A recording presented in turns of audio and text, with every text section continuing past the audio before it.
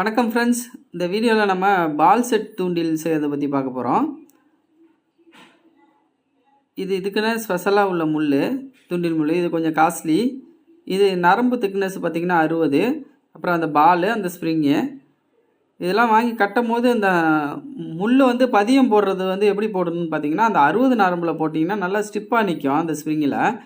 இல்லை நம்ம வெளிசா போட்டிங்கன்னு பார்த்தீங்கன்னா அப்படியே ஒரு மாதிரி படுத்துரும். அந்த பால் வெயிட் இருந்தால் தான் நிற்கும், இல்லைன்னா பாலோட தக்கையில் நின்னா தான் உண்டு, இல்லைன்னா நிற்காது.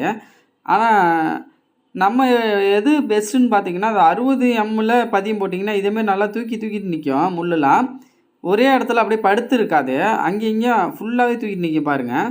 இதில் நம்ம தீவனத்தை கோத்து போட்டால் மீன் பிடிக்கிறது ஈஸி. இந்த வீடியோ பிடிச்சிருந்தால் சப்ஸ்கிரைப் பண்ணுங்கள், உங்கள் ஃப்ரெண்ட்ஸுக்கு ஷேர் பண்ணுங்கள். நன்றி.